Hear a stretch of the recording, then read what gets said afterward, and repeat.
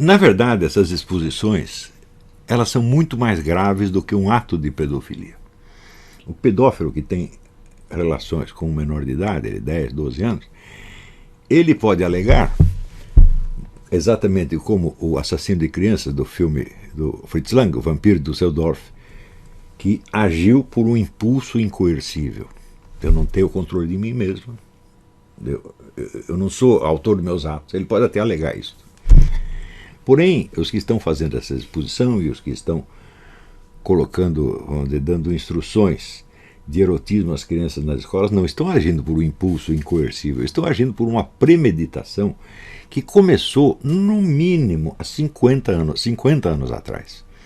Isso tudo foi precedido de muita discussão, de muito estudo, tá certo? De muito planejamento, tá certo?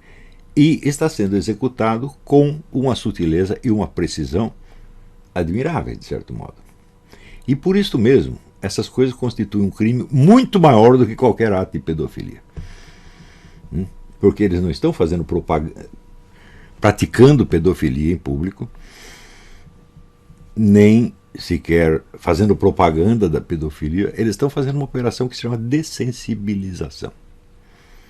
É uma operação muito complexa, muito demorada, mas cujos efeitos de longo prazo são absolutamente devastadores. Então, existem alguns livros que vocês podem ler a esse respeito. O primeiro é da Judith Riesman, Sexual Sabotage, onde ela vai mostrar como a modificação dos costumes americanos foi longamente planejada e começada ali mais ou menos com o relatório Kinsey, o qual por sua vez já tinha um planejamento anterior feito na Fundação Rockefeller, e como isto teve efeitos também devastadores na sociedade americana.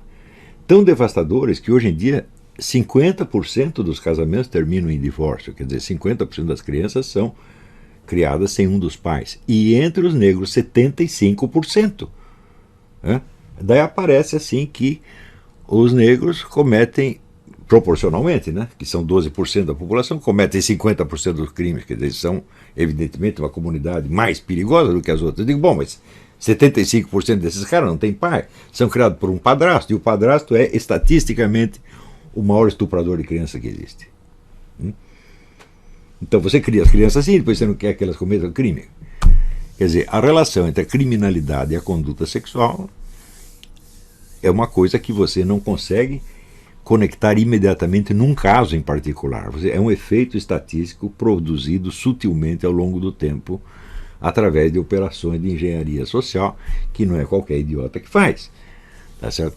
Então é claro que essas operações elas são muito mais perversas e muito mais criminosas do que a própria pedofilia.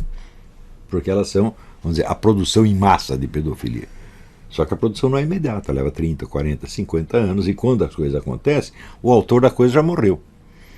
O Alfred Kinsey já morreu faz tempo, e pior, todos os arquivos da Sociedade Kinsey, do Instituto Kinsey, ainda estão fechados, não dá para saber o que ele fez. Sabe-se que ele ordenava fazer experiências sexuais com crianças, com bebês. Só que era para fins científicos e isso não pode cair na boca do povo, então está lacrado até hoje, ninguém tem acesso a isso.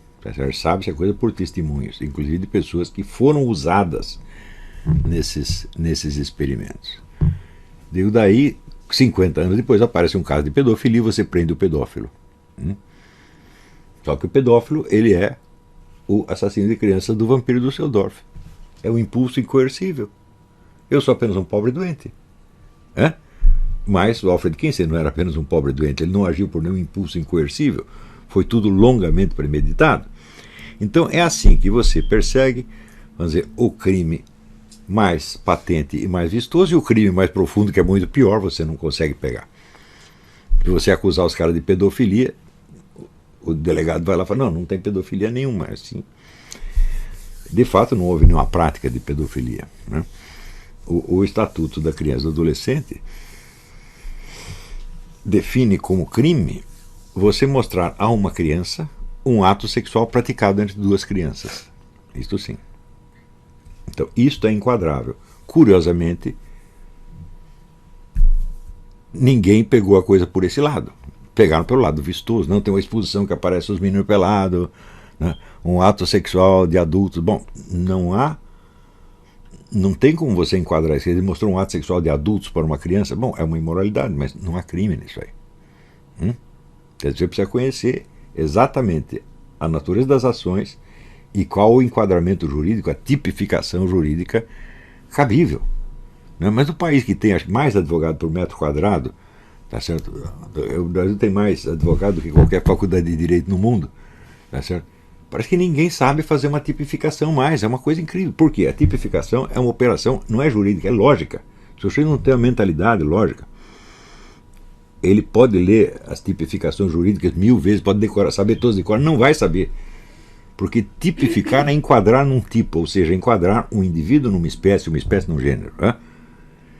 Se o indivíduo, desde o início da sua formação, ele perdeu o instinto lógico, eu acredito claramente que a lógica é um instinto, e já vou explicar por quê.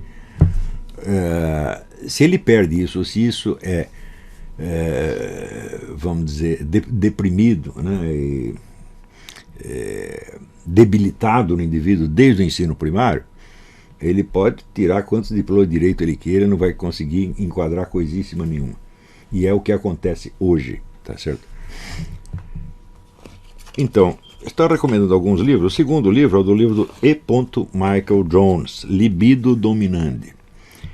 Esse é um estudo sobre a relação entre poder autoritário e liberdade sexual. Ele mostra que ao longo da história existe sempre um jogo dessas duas coisas. Né? Quarto livro, leu do Randy Engel, The Rite of Sodomy. Rite é rito, R-I-T-E, The Rite of Sodomy. Talvez o estudo mais completo que já se fez sobre movimento gaysista no mundo, desde o tempo da China antiga até hoje. Um livro de Milpar, um trabalho admirável. E existe um livro de um autor chamado Jason Lee, Pedofilia, Celebrity and Ideology. O título é altamente sugestivo. Mas se vocês querem saber onde essas coisas começaram, vocês têm que começar por ler o Manifesto Gay de 1986, onde os líderes gaysistas americanos prometem aos casais héteros: nós vamos sodomizar os seus filhos. Está dito na primeira linha. 1986. Quantos anos vocês tinham em 1986? A maioria não tinha nascido. Esse pessoal que está aí protestando na frente do MASP e tal, quantos anos tinham em 1986? Nem tinham nascido. E os caras já estavam pensando. Isso aí. Outra coisa importante é esse aqui. Tony Viver, L'enfant au masculin. Né? A criança no masculino. Este é um líder gaysista francês que em 1980, partindo do raciocínio gaysista, chegava na liberação da pedofilia. Portanto, dizer, não, você associar o homossexualismo com pedofilia é uma sacanagem da direita, etc. Não, foram vocês que associaram, foram os seus líderes que começaram fazendo isso na década de 80. Eu, na verdade, não sei, eu não estudei estatisticamente a coisa para saber quantos pedófilos são homossexuais, quantos são héteros, mas eu sei que a ideia foram vocês que lançaram. Não é isso? Ademais, nós temos um documento fabuloso, que são as memórias de André Gide, Si le grand ne meurt, si o grão não morre, que é uma frase da Bíblia, né? Onde ele conta as suas aventuras vividas junto com Oscar Wilde na Argélia, aventuras menos de homossexual que de pedófilo. Eles iam lá especialmente para pegar menininhos que ali custavam barato. Ali a Argélia era, para os pedófilos franceses, era o Jardim das Delícias. Então vocês devem ler este livro. Vocês veem que ali o André Gide, ele até tinha certos dramas de consciência por causa disso, mas Oscar Wilde não. Oscar Wilde estava achando tudo uma verdadeira maravilha, estava se divertindo a valer. Né? Então, note bem que André Gide foi o primeiro grande teórico gaysista do mundo, ocidental, pelo menos na fase moderna. Claro, em outras épocas houve outras. Também você não pode esquecer que a pedofilia é um dos hábitos mais antigos da humanidade. Isso, na China, durante 5.000 anos, foi uma coisa comum as famílias venderem as suas crianças para ricos pedófilos. E ninguém via nisso nada demais. Tá certo? Muitas vezes, esses meninos eram castrados para poder servir de repasto aos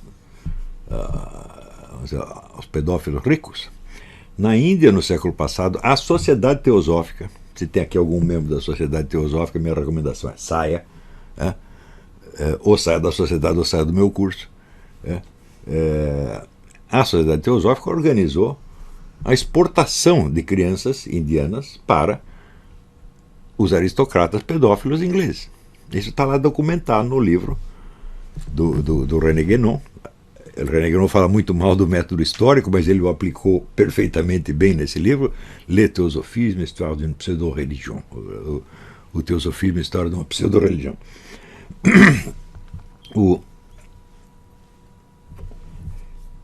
E na Grécia e Roma, isso foi um hábito bastante disseminado, nunca aceito oficialmente, tá certo? Mas amplamente disseminado nas classes altas. Mas para entender isso, você tem que pensar uma outra coisa. A ideia, vamos dizer, do sexo na Roma e Grécia era muito diferente do que nós temos hoje. Nós vemos no sexo, sobretudo, uma diferenciação anatômica. Nós fomos habituados a isso por 2000 anos de cristianismo, casamento entre homem e mulher, etc, etc. E ali a diferença principal não era entre homem e mulher, era entre o possuidor e o possuído. Ou seja, neste ponto nós teríamos que concordar com Michel Foucault e dizer que no ato sexual havia uma relação de dominação. Isto é no mundo inteiro, e você observa isso entre as espécies animais. Você observa, por exemplo, os macacos bonobos. Os macacos bonobos costumam resolver as suas disputas sem fazer guerra. É na disputa sexual, quem come quem. Quem comer primeiro ganhou, quem foi comido perdeu. Então você vê lá um macacão comendo um macaquinho.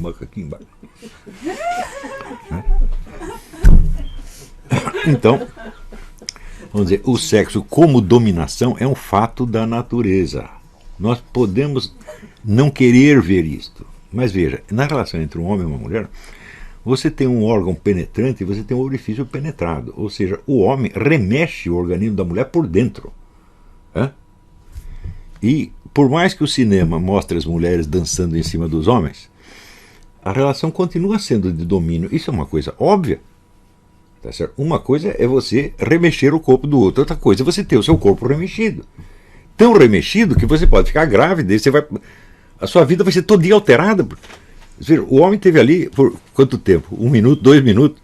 Mudou a sua vida para sempre. E ele pode fazer o quê? Ele faz as malas e vai embora e deixa você ali. O Goethe, quando alguma mulher se comportava mal, era muito metida, ele falava, essa aí tem que ser engravidada e abandonada. Eu não sei se ele chegou a fazer isso com alguém, mas ele tinha essa ideia, falava, essa aí merece. Então, houve algum homem que foi engravidado e abandonado pela mulher? Isso nunca aconteceu. Não é isso? Houve algum homem que foi estuprado por alguma mulher? É muito difícil, né? Porque se a mulher atacar você de maneira muito agressiva, como é que você vai ter ereção? Você está aterrorizado ali. Né? Então, isso quer dizer que o ato sexual é também um ato de dominação. E não tem como negar isso aí. Né? E é por isto mesmo, tá certo, que a sociedade, ela aos poucos foi entendendo que o homem que tinha relação sexual com a mulher contraía uma obrigação com ela. Né? Obrigação, em primeiro lugar, de gratidão.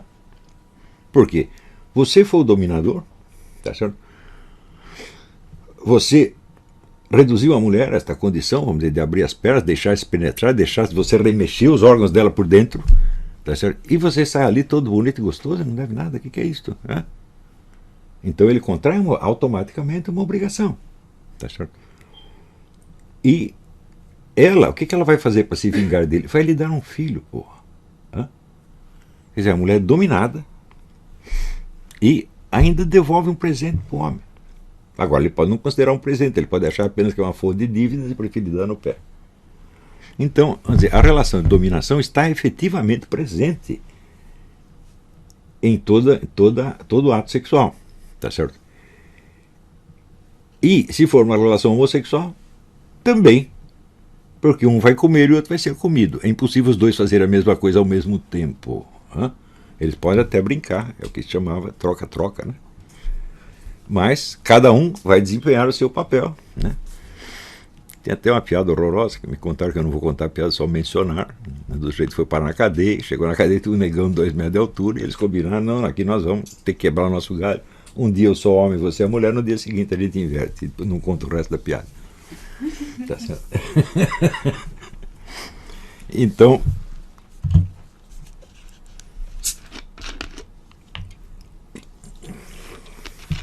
é claro que a relação de dominação é apenas um dos elementos do ato sexual. Ele não é o principal. Existe um lado estético. Existe um lado de consolação mútua. Simplesmente você tocar, aconchegar, etc. Tem isso também. Isso é uma motivação. Existem muitas outras motivações, muitos outros elementos. Mas o elemento de dominação está presente e ele pode, em certas circunstâncias, se tornar predominante. E na cultura greco-romana ele era o predominante. Então, o dono do órgão penetrante se tornava automaticamente o senhor e dominador da pessoa penetrada, tendo com ela, se fosse uma mulher, a autoridade do pater familias, autoridade que era tão grande que ele podia mandar matar os próprios filhos. Era legal em Roma isso aí. Esse filho eu não quero, manda matar. Exatamente como entre os índios do Xingu, não quero, enterra vivo.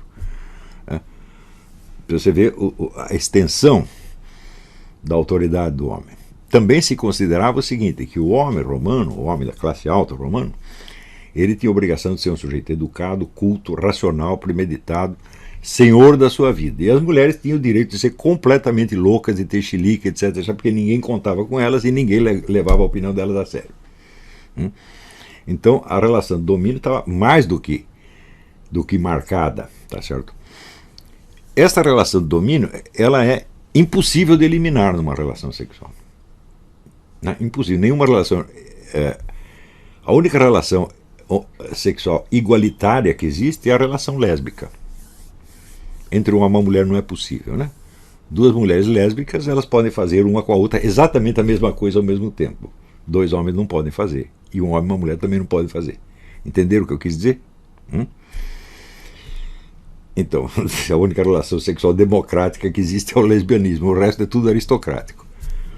Ou oligárquico, ou ditatorial, como queiram chamar, né? Então, esta desproporção, que é não só uma desproporção de força física entre o homem e a mulher, mas também a desproporção entre o órgão penetrante e o órgão penetrado, tá certo? E o fato de que o homem sai livre e solto após o ato sexual e a mulher pode ter uma gravidez que vai mudar o resto da vida dela, tudo isso faz com que esse elemento de dominação não seja afastável, não se pode eliminá-lo, tá certo? Também não se pode neutralizá-lo. O que se pode fazer é equilibrá-lo por meios sociais e culturais. Por exemplo, educando os homens para que assumam a responsabilidade pelas mulheres que eles comeram. E isso de fato aconteceu ao longo da história. Você tem aí milênios de legislação em favor da mulher, milênios de educação cristã, etc, etc, etc. Tá certo?